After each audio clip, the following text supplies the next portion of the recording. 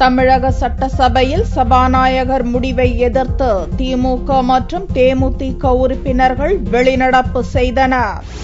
தமிழக சட்டசபையில் திங்கட்கிழமையன்று சத்துணவு திட்டம் குறித்து கருணாநிதி கூறியதாக அமைச்சர் வைத்தியலிங்கம் தெரிவித்த கருத்து குறித்து திமுக சட்டசபை குழு தலைவர் ஸ்டாலின் பிரச்சினை எழுப்பினார். ஆனால் அமைச்சரின் கருத்து சரியானதுதான் என்று கூறிய சபாநாயகர் தனபால் இப்பிரச்சினை குறித்து தொடர்ந்து பேச அனுமதி மறுத்தார். இதை எதிர்த்து திமுகவினர் வெளிநடப்பு செய்தனர். சத்துணவு திட்டத்தை பிச்சைக்காரர் திட்டம் என்று தலைவர் கலைஞர் அவர்கள் சட்டமன்றத்தில் பேசியதாக, அது அவை குறிப்பில் இருப்பதாக ஒரு விவாதம் அவையில ஏற்பட்டது.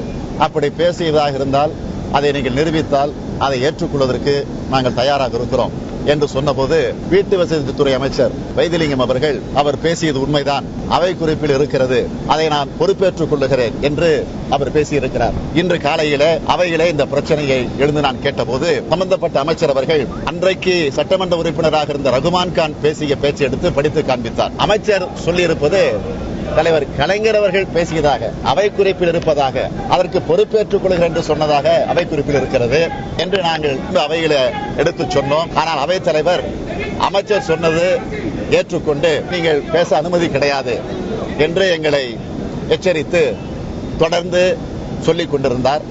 எனவே அவைத் தலைவர் அவர்கள் ஜனநாயக முறைப்படி ஒரு தீர்ப்பை தராத காரணத்தால் இன்று நாங்கள் அவையிலிருந்து வெளிநடப்பு செய்திருக்கிறோம்.